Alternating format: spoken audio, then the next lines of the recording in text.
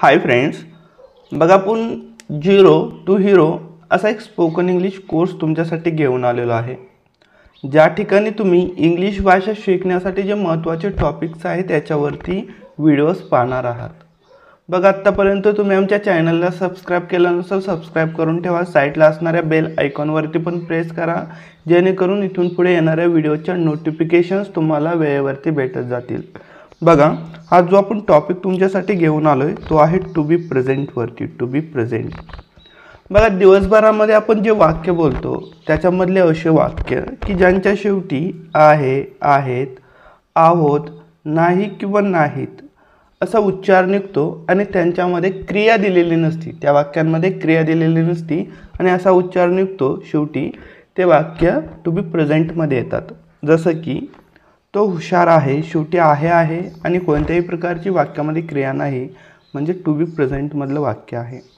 तसंच ते घरामध्ये आहेत, आहे शेवटी आणि कोणत्याही प्रकारची क्रिया नाही, टू बी प्रेझेंटमधलं वाक्य। आम्ही मैदानावर आहोत, मी विद्यार्थी आहे, तो माझा मित्र आहे। ठीक आहे, तर या वाक्यांमध्ये जर तुम्ही पाहिलं तर शेवटी उच्चार या प्रकारचा आहे आणि या वाक्यांमध्ये क्रिया नाही, म्हणजेच हे वाक्य टू बी प्रेझेंटमधलं वाक्य आहे। बघा आपल्याला हे वाक्य शोधता आले पाहिजेत। आपण दिवसभरामध्ये जे वाक्य बोलतो त्याच्यामधले अशी वाक्य की ज्यांच्या शेवटी आहे, आहेत, आहोत, नाही, नाहीत असा शेवटी उच्चार निघतो आणि त्यांच्यामध्ये क्रिया दिलेली नसते, ती वाक्य टू बी प्रेझेंटमधली असतात। हे तुम्हाला ओळखता आलं पाहिजे। हे तुम्हाला समजलं असेल तर अशा वाक्यांचं ट्रान्सलेशन कसं करायचं, अशी वाक्य इंग्लिशमध्ये कसे बोलायचे हे आज आपण व्यवस्थितपणे पाहणार आहोत। बघा पुढे, तर कोणतंही वाक्य घ्या, ज्यावेळेस एखादा बोलत असतो किंवा लिहित असतो त्यावेळेस ते तीन प्रकारचं असू शकतं। ते वाक्य होकारार्थी असू शकतं, ते वाक्य नकारार्थी असू शकतं किंवा ते वाक्य प्रश्नार्थी असू शकतं। किंवा कोणतंही जर एखादं वाक्य आपण घेतलं तर ते वाक्य आपल्याला तिन्ही प्रकारामध्ये ते बदलता येतं। त्या वाक्यापासून आपल्याला प्रश्न बनवता येतो, त्या वाक्यापासून आपल्याला नकारार्थी वाक्य बनवता येतं आणि हे आपल्याला बनवता आलं पाहिजे, त्यावेळेस आपण परिपूर्ण इंग्लिश भाषा शिकणार आहोत। ठीक आहे, तर त्या टॉपिकवरती जर तुम्हाला पूर्णपणे अभ्यास करायचा असेल, ते टॉपिक जर तुम्हाला पूर्णपणे समजून घ्यायचं असेल तर तुम्हाला सुरुवातीला या प्रकारे एक वाक्य बनवता आलं पाहिजे। कसं बघा, जसं की बघा या ठिकाणी होकारार्थी वाक्य, ज्याला इंग्लिशमध्ये आपण अफर्मेटिव्ह सेंटेन्स म्हणतो। होकारार्थी वाक्य काय? Affirmative sentence. तो हुशार आहे, तो हुशार आहे, शेवटी आहे आलेला आहे, कोणत्याही प्रकारची क्रिया नाही, म्हणजे हे वाक्य टू बी प्रेझेंटमधलं आहे। ह्याच वाक्याला शेवटी नाही जोडून आपण नकार दिलेला आहे या वाक्यामध्ये, हे झालं नकारार्थी वाक्य। ठीक आहे, होकारार्थी वाक्य अफर्मेटिव्ह सेंटेन्स, नकारार्थी वाक्य निगेटिव्ह सेंटेन्स, हे पण लक्षात ठेवा। तसंच बघा प्रश्नार्थी वाक्य। आता प्रश्नार्थी वाक्य चार प्रकारचे असतात। कोणते चार प्रकारचे बघा, जसं की होकारार्थी वाक्य हे वालं, याला शेवटी जर आपण का लावलं तर एक प्रश्न बनतो, तो हुशार आहे का, एक प्रश्न बनला, याचं उत्तर तुम्हाला हो किंवा नाही अशा शब्दांमध्ये देता येतं। तर याच वाक्याला प्रश्नार्थी वाक्य म्हणजे इंट्रोगेटिव्ह सेंटेन्स असं म्हणतो। ठीक आहे, हे लक्षात ठेवा, तो हुशार आहे का। तसंच बघा नकारार्थी वाक्य आहे, त्याच्या शेवटी का लावून आपण एक प्रश्न बनवतो, याला आपण निगेटिव्ह इंट्रोगेटिव्ह सेंटेन्स म्हणतो। या वाक्यांमध्ये नकार आहे म्हणजे निगेटिव्ह आणि प्रश्नार्थी आहे म्हणजे इंट्रोगेटिव्ह, निगेटिव्ह इंट्रोगेटिव्ह सेंटेन्स, तो हुशार नाही का, अशा प्रकारे। ठीक आहे, हे तुम्हाला समजलं असेल। आता बघा पुढे काही असे शब्द असतात ज्यांना आपण इंग्लिशमध्ये WH वर्ड म्हणतो। कोणते शब्द आहेत बघा मराठीमध्ये, जसं की आपण म्हणतो का, काय, कोठे, केव्हा, कधी, कसा। तर अशा प्रकारचे काय, कोणता, तर अशा प्रकारचे काही शब्द आहेत ज्यांचा वापर आपण प्रश्न बनवण्यासाठी करतो। का म्हणजे व्हाय, काय म्हणजे ऑट, कोठे म्हणजे वेअर, केव्हा म्हणजे फेन, कसा म्हणजे हाव, कधी म्हणजे फेन, कसा म्हणजे हाव, कोणता म्हणजे विच। तर असे काही शब्द आहेत की ज्यांचा वापर आपण प्रश्न विचारण्यासाठी करतो। हे वाक्य जर पाहिले तर यांची सुरुवात आपल्याला WH ने होताना दिसते, त्यांना WH वर्ड म्हणतात। म्हणून या शब्दांचा वापर करून प्रश्न विचारले जातात म्हणून त्याला WH इंट्रोगेटिव्ह सेंटेन्स असं म्हणतात। बघा या ठिकाणी तो हुशार आहे का, कानं प्रश्न विचारलेला आहे, का मध्ये आलेला आहे, बघा कानं प्रश्न विचारलेला आहे म्हणजे एक WH वर्डचा वापर केलेला आहे प्रश्न विचारण्यासाठी। म्हणजे हे WH आहे सुरुवातीला आणि त्याच्यानंतर प्रश्न आहे म्हणजे interrogative sentence, WH interrogative sentence. ठीक आहे। तसंच बघा तो हुशार नाही का, तो हुशार नाही का, कानं प्रश्न विचारलेला आहे म्हणजे WH वर्डचा वापर केलेला आहे। त्याच्यानंतर वाक्य निगेटिव्ह आहे, निगेटिव्ह आणि प्रश्न पण आहे म्हणजे interrogative, WH negative interrogative sentence, तो हुशार नाही का, अशा प्रकारे। तर बघा हे 6 प्रकार आपण पाहिले। काय अडचण असेल, काय समजलं नसेल तर कमेंट बॉक्समध्ये नक्की लिहा। हे वाक्य जर तुम्हाला दिलं तर तुम्हाला उरलेल्या 5 प्रकारामध्ये त्याला ट्रान्सलेट करता आलं पाहिजे आधी आपल्या मातृभाषेमध्ये। त्याचं तुम्हाला नकारार्थी वाक्य बनवता आलं पाहिजे, तसंच प्रश्नार्थी वाक्य बनवता आलं पाहिजे।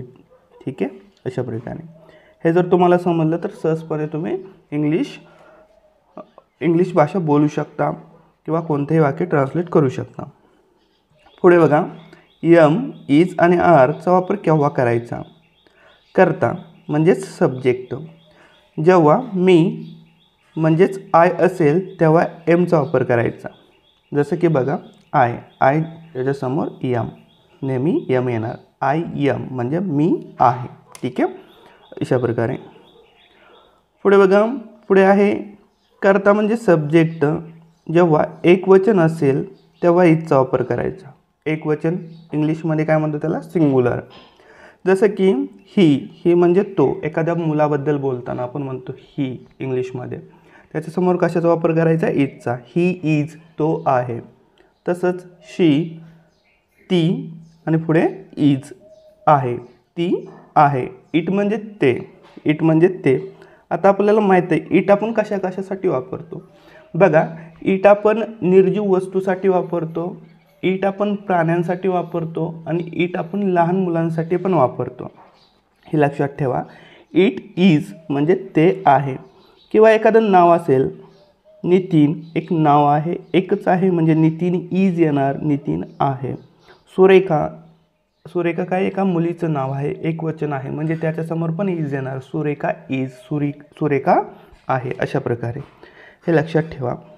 बघा पुढे आहे करता म्हणजे सब्जेक्ट। जेव्हा अनेक वचन असेल तेव्हा आरचा वापर करावा। जसं की वी म्हणजे आम्ही, वी आर आम्ही आहोत। ठीक आहे। तसंच बघा यू म्हणजे तू आणि यू आर म्हणजे तुम्ही आहात। किंवा यू म्हणजे काय होतं बघा, यू म्हणजे तू पण होतं आणि तुम्ही पण होतं। ज्यावेळेस तू होतं त्यावेळेस तो एकटा असतो तरीसुद्धा त्याच्यासमोर आपण आरचा वापर करतो। यू आर तू आहे आणि यू आर तुम्ही आहात असं पण होतं। ठीक आहे, लक्षात ठेवा। पुढे बघा दे म्हणजे काय, ते, दे आर ते आहेत। किंवा गर्ल्स मुली, एकापेक्षा जास्त आहेत म्हणून गर्ल्स आर मुली आहेत। बॉयज मुले, बॉयज आर मुले आहेत। स्टुडंट्स विद्यार्थी स्टुडंट्स आर विद्यार्थी आहेत, अशा प्रकारे हे तुम्हाला समजलं असेल। तर बघा आपण काय पाहिलं। आपण सुरुवातीला पाहिलं की आपण दिवसभरामध्ये जे वाक्य बोलतो त्याच्यामधील असे वाक्य की ज्यांच्या शेवटी आहे, आहेत किंवा आहोत असा उच्चार येतो, हे वाक्य तुम्ही प्रेझेंटमध्ये येतात, त्या वाक्यामध्ये क्रिया नसली पाहिजे, हे लक्षात ठेवायचं वाक्य शोधताना। त्याच्यानंतर आपण पाहिलं की जेव्हा एखादा व्यक्ती बोलतो त्यावेळेस जे वाक्य बोलतो ते 3 प्रकारचं असू शकतं। एक होकारार्थी असू शकतं, नकारार्थी असू शकतं किंवा प्रश्नार्थी असू शकतं। हे वाक्य आपण एक वाक्य पाहिलं, त्याला आपण त्याच्यापासून नकारार्थी वाक्य पण बनवलं आणि प्रश्नार्थी पण वाक्य बनवलं। ठीक आहे, हे तुम्हाला समजलं असेल। आणि आणखीन आपण काय पाहिलं, एम, इज आणि आरचा वापर केव्हा करायचा।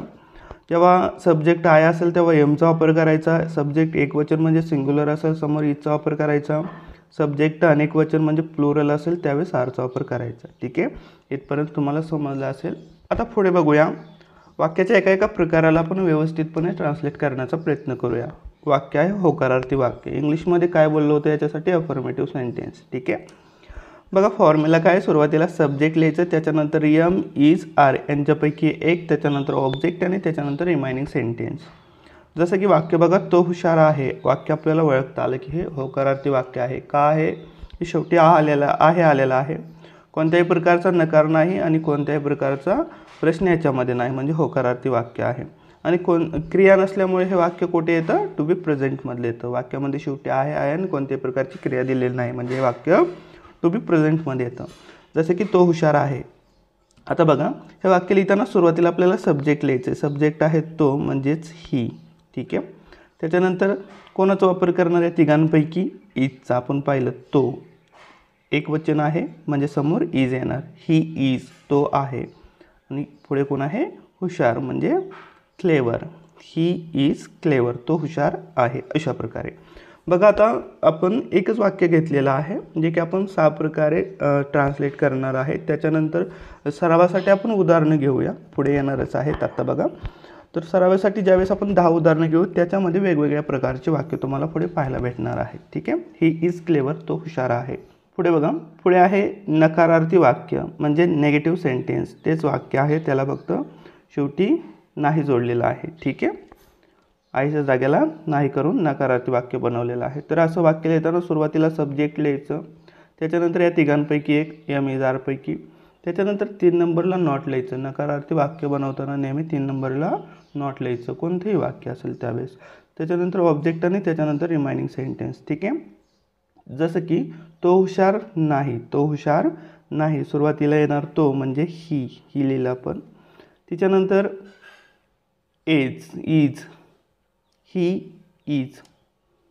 त्याच्यानंतर नॉट आणि हुशार म्हणजे clever. He is not clever, तो हुशार नाही. अशा प्रकारे तुम्हाला नकारार्थी वाक्य बनवता येईल. ठीक आहे. 2 वाक्य पाहिले, एक आपण अफर्मेटिव्ह पाहिलं हे वालं, आणि हे आपण नकारार्थी म्हणजेच निगेटिव्ह पाहिलं. ठीक आहे. पुढे बघा, पुढे आहे प्रश्नार्थी वाक्य. आता बघा, याच्यासाठी जो फॉर्म्युला आहे तो फॉर्म्युला बघा. सुरुवातीला एम इज आर लिहायचं असतं. बघा, सुरुवातीला काय लिहायचं असतं, एम इज आर यांच्यापैकी एक. त्याच्यानंतर सब्जेक्ट, त्याच्यानंतर ऑब्जेक्ट, त्याच्यानंतर रिमाइनिंग सेंटेन्स. रिमाइनिंग सेंटेन्स म्हणजे उरलेलं वाक्य, आणि या ठिकाणी शेवटी प्रश्नचिन्ह. बघा, जसं की या ठिकाणी दिलेलं आहे, तो हुशार आहे. हे एक होकारार्थी वाक्य आहे. त्याच्या शेवटी का लावून आपण एक प्रश्न तयार केलेला आहे. तर याला आपण काय म्हणतो, इंटरोगेटिव्ह सेंटेन्स म्हणतो. ठीक आहे, हे लक्षात ठेवा. आता या ठिकाणी बघा, आपल्याला काय करायचं आहे, सुरुवातीला एम इज आर यांच्यापैकी एक लिहायचं आहे. काय लिहिणार आपण, या ठिकाणी जे सब्जेक्ट आहे, सब्जेक्ट कोण आहे त्याच्यावरती ठरतं की इथं काय लिहायचं. तर आपण या ठिकाणी लिहिणार इज का लिहिणार, कारण सब्जेक्ट कोण आहे आपला, तो म्हणजे ही, एकवचन आहे म्हणून. इज, त्याच्यानंतर ही, हे लिहिलं. त्याच्यानंतर ऑब्जेक्ट काय, हुशार म्हणजेच क्लेवर, आणि शेवटी प्रश्नचिन्ह. इज ही क्लेवर, तो हुशार आहे का, अशा प्रकारे. ठीक आहे. हे तुम्हाला समजलं असेल. काही समजलं नसेल तर कमेंट बॉक्समध्ये नक्की लिहा. ठीक आहे. पुढे बघा, पुढे आहे तो हुशार नाही का. तो हुशार नाही का नकारार्थी वाक्य आहे, आणि त्याच्या शेवटी का लावलेला आहे. ठीक आहे. म्हणजे अशा वेळेस काय करायचं बघा, फक्त 3 नंबरला नॉट लिहायचं आहे. 3 नंबरला सब्जेक्ट नंतर नॉट लिहायचं, बाकीचं आहे असंच. जसं की बघा, या ठिकाणी येणार इज, त्याच्यानंतर सब्जेक्ट कोण आहे, ही. इज ही, त्याच्यानंतर नॉट, आणि त्याच्यानंतर आहे clever. Is he not clever, आणि शेवटी प्रश्नचिन्ह, तो हुशार नाही का. ठीक आहे. हे तुम्हाला समजलं असेल. होकारार्थी वाक्य होतं, त्याच्या शेवटी का लावून प्रश्न बनवला, आणि त्याच्यासाठी इंग्लिशमध्ये कसं ट्रान्सलेट करायचं ते वाक्य ते आपण पाहिलं. तसंच जे नकारार्थी वाक्य होतं, त्याच्या शेवटी का लावून प्रश्न बनवला, आणि हे वाक्य कसं ट्रान्सलेट करायचं हे आपण पाहिलं.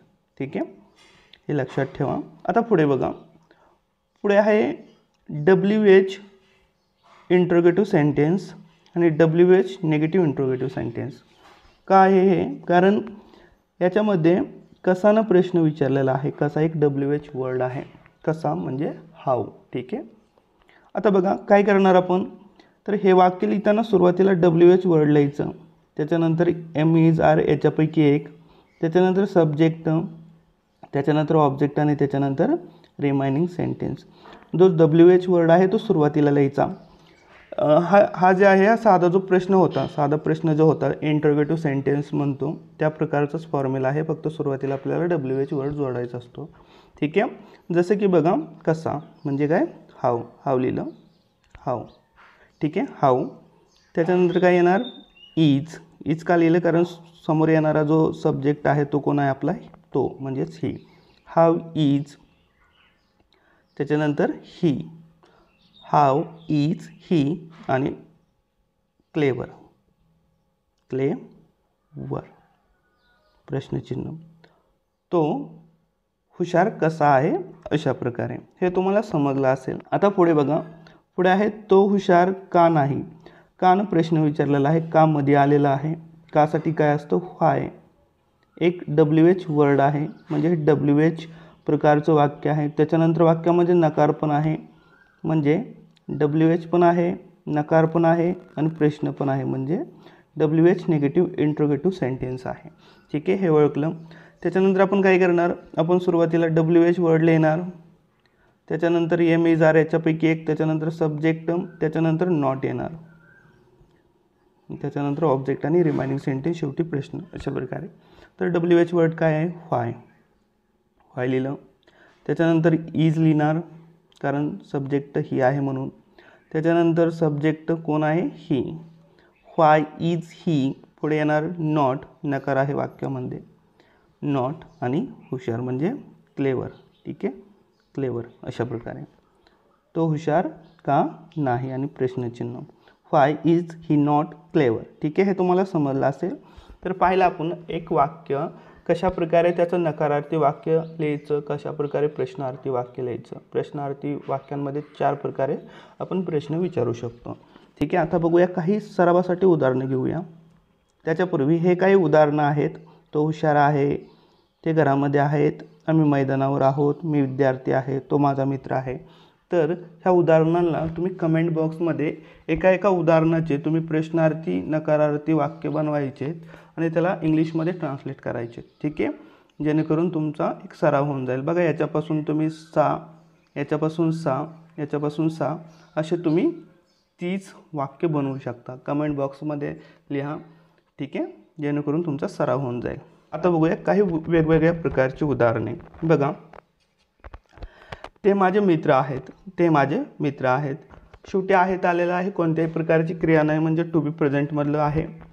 कोणत्याही प्रकारचा नकार नाही आणि कोणत्याही प्रकारचा प्रश्न विचारलेला नाही, म्हणजे होकारार्थी वाक्य आहे, अफर्मेटिव्ह सेंटेन्स आहे. हे वाक्य लिहिण्यासाठी काय करायचं असतं आपल्याला, सुरुवातीला सब्जेक्ट, त्याच्यानंतर यम, इज आणि आर याच्यापैकी एकाला, आणि त्याच्यानंतर ऑब्जेक्ट आणि त्याच्यानंतर रिमाइनिंग सेंटेन्स. ठीक आहे, हा फॉर्म्युला आहे, लक्षात ठेवायचा. त्याच्यानंतर द फुल स्टॉप. ठीक आहे, हा लक्षात ठेवायचा. आता बघा, ट्रान्सलेट करूया. जसं की ते म्हणजे काय, दे. दे एकापेक्षा जास्त आहेत. दे म्हणजे काय, ते. म्हणजे या ठिकाणी आपण कोणाला लिहिणार, आरला, त्या तिघांपैकी. दे आर, ते आहेत. आता त्याच्यानंतर काय, माझे मित्र. माझे मित्र, नुसतं मित्र नाही येणार, काय येणार, माझे मित्र. म्हणजे माझे म्हणजे माय आणि मित्र म्हणजे फ्रेंड्स, फ्रेंड्स. ठीक आहे, दे आर माय फ्रेंड्स, ते माझे मित्र आहेत. शेवटी फुल स्टॉप. ठीक आहे, व्यवस्थितपणे लक्षात ठेवा, हे तुम्हाला समजलं असेल. ठीक आहे, तसंच बघा, हे वाक्य तुम्ही नकारार्थी बनवू शकता, प्रश्नार्थी बनवू शकता, जे की आपण मागं पाहिलं. ठीक आहे, आता बघा दुसरं वाक्य, गौरी आणि भारती बस स्टँडवर आहेत. गौरी आणि भारती बस स्टँडवर आहेत. ठीक आहे, कसलं वाक्य आहे, होकारार्थी वाक्य आहे, अफर्मेटिव्ह सेंटेन्स आहे. सुरुवातीला आपण सब्जेक्ट लिहिणार. सब्जेक्ट कोण आपलं, गौरी आणि भारती. ठीक आहे, गौरी एकटीच नाही, जोडीला पण भारती आहे, म्हणजे या ठिकाणी येणार गौरी आणि साठी अँड भारती, भारती. हे दोघे आहेत, म्हणजे या ठिकाणी आपण आरचा वापर करणार, त्या तिघांपैकी एकाचा. एकापेक्षा जास्त आहे म्हणून R. Gauri and Bharati R. आता बघा, या ठिकाणी बस स्टँडवर, हा जो वर आहे, बस स्टँडवर, मॉलवर, शाळेवर, याच्यासाठी आपण ॲटचा वापर करतो. ॲट. ॲट काय, प्रिपोजिशन आहे. प्रिपोजिशन शिकताना आपण त्या ठिकाणी शिकूया. Gauri and Bharati are at bus stand. Bus आणि स्टँड म्हणजेच गौरी आणि भारती बस स्टँडवर आहेत. शेवटी फुल स्टॉप. अशा प्रकारे. पुढे बघा. पुढे आहे माझा भाऊ घरामध्ये नाही. बघा नेगेटिव्ह सेंटेन्स आहे. म्हणजे सुरुवातीला आपण सब्जेक्ट लिहिणार. सब्जेक्ट कोण आहे? माझा भाऊ, म्हणजे माय ब्रदर. माय ब्रदर. ठीक आहे. बघा त्याच्यानंतर एम इज आर याच्यापैकी एक. माझा भाऊ एकच आहे म्हणजे या ठिकाणी इजचा वापर होणार. माय ब्रदर इज. त्याच्यानंतर 3 नंबरला नॉट नकारार्थी वाक्य आहे म्हणून माय ब्रदर इज नॉट. आणि घरामध्ये या ठिकाणी बघा घर आणि त्याच्या शेवटी जे मध्ये लावलं एक प्रिपोजिशन आहे, त्याच्यासाठी आपण इन लिहितो.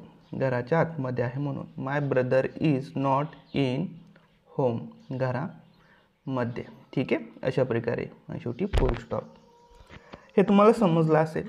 पुढे बघा. पुढचं वाक्य आहे त्याचे वडील कोठे आहेत? प्रश्नचिन्ह. ठीक आहे. त्याचे वडील कोठे आहेत.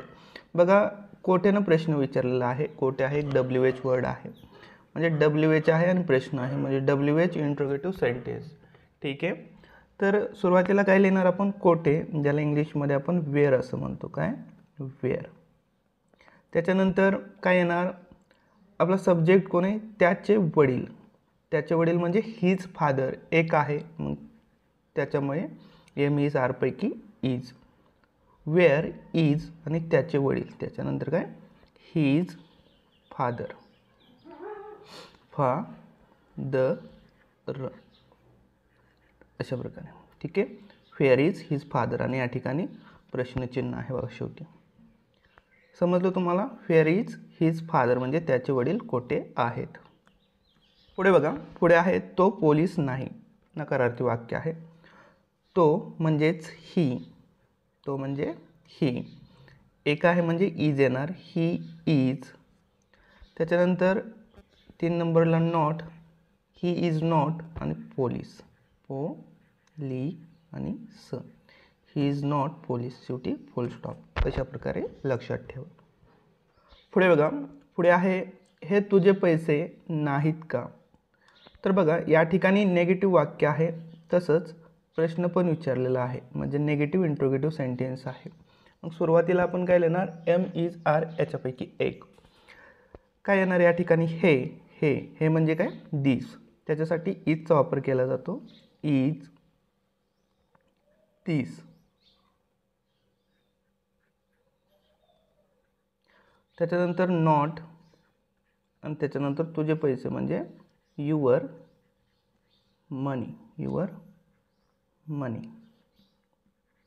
Is this not your money? हे तुझे पैसे नाहीत का? अशा प्रकारे. आणि शेवटी प्रश्नचिन्ह. पुढे बघा. पुढचं वाक्य आहे तुम्ही मॉलमध्ये आहात का? बघा कानं प्रश्न विचारला, शेवटी का लावून. नकार नाही म्हणजे फक्त इंट्रोगेटिव्ह सेंटेन्स आहे आणि WH वर्ड पण नाही. ठीक आहे. तर बघा काय येणार सुरुवातीला? एम इज आर याच्यापैकी एक. तुम्ही म्हणजे काय? यू. या ठिकाणी आरचा वापर होणार सुरुवातीला. Are you. त्याच्यानंतर काय येणार? आर यू मॉलमध्ये म्हणजे ॲट मॉल. तुम्ही मॉलमध्ये आहात का? अशा प्रकारे. Are you at mall. तुम्ही मॉलमध्ये आहात का? ठीक आहे. हे लक्षात ठेवा. पुढे बघा. पुढे आहे तुमचं नाव काय आहे? शेवटी प्रश्नचिन्ह. या ठिकाणी बघा काय ना प्रश्न विचारला आहे. WH वर्ड आहे. WH. नकार नाही, डायरेक्ट प्रश्न आहे, म्हणजे WH इंट्रोगेटिव्ह सेंटेन्स. बघा काय म्हणजे ऑट. तुमचं नाव एकच आहे म्हणजे काय येणार या ठिकाणी? ऑट इज आणि युअर नेम. तुमचं नाव. ऑट इज युअर नेम. तुमचं नाव काय आहे किंवा तुझं नाव काय आहे. ठीक आहे. अशा प्रकारे लक्षात ठेवा. पुढे बघा. पुढे आहे तू हुशार का नाही? ठीक आहे. तर बघा या ठिकाणी सुरुवातीला WHनं प्रश्न विचारला आहे, हा का आहे, WH वर्ड आहे. मग या ठिकाणी येणार WH नकार पण आहे, निगेटिव्ह आणि प्रश्न आहे म्हणजे interrogative sentence. WH negative interrogative sentence. सुरुवातीला WH वर्ड का म्हणजेच वाय. त्याच्यानंतर काय येणार, यम इज आर याच्यापैकी एक. या ठिकाणी सब्जेक्ट आपला तू आहे म्हणजे या ठिकाणी आर येणार, वाय आर. Subject you. 3 नंबरला not. Why are you not. हुशार म्हणजे क्लेवर. क्लेवर आणि शेवटी प्रश्नचिन्ह, तू हुशार का नाही. ठीक आहे, हे तुम्हाला समजलं असेल. पुढे बघा, पुढचं वाक्य आहे, ही कार तुझी नाही का आणि प्रश्नचिन्ह. बघा WH वर्ड आहे का, नाही, डायरेक्ट निगेटिव्ह वाक्य दिसते, नकारार्थी शब्द वापरला या ठिकाणी, निगेटिव्ह आणि प्रश्न आहे म्हणजे इंटरोगेटिव्ह सेंटेन्स. तर सुरुवातीला काय लिहिणार आपण, प्रश्न का न विचारला आहे म्हणजे यम इज आर याच्यापैकी एक. काय येणार या ठिकाणी बघा, काय येणार, ही आहे, दिस आहे, एकच आहे म्हणजे या ठिकाणी येणार इज. त्याच्यानंतर दिस, ही म्हणजे हा, ही एखादी जवळची गोष्ट दाखवण्यासाठी, जवळची वस्तू दाखवण्यासाठी इज दिस. ठीक आहे. त्याच्यानंतर 3 नंबरला नॉट, नॉट लिहिलं, इज दिस नॉट तुझी car, your car. He car तुझी नाही का किंवा ही तुझी कार नाही का, अशा प्रकारे तुझी कार, युअर कार आणि शेवटी प्रश्नचिन्ह. Is this not your car, ही तुझी कार नाही का. बघा, एक गोष्ट लक्षात ठेवा, ज्यावेळेस तुम्ही इज आणि नॉट हे वेगवेगळं लिहिता त्यावेळेस अशा प्रकारे लिहायचं आणि ज्यावेळेस एकत्र लिहिता त्यावेळेस तुम्ही असं लिहिणार. कसं बघा, इजंट असं होतं बघा, इजंट.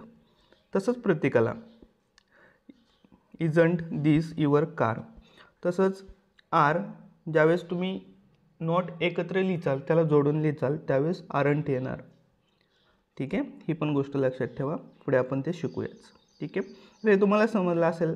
काही अडचण असेल, काही समजलं नसेल कमेंट बॉक्समध्ये नक्की लिहा. Thanks for watching.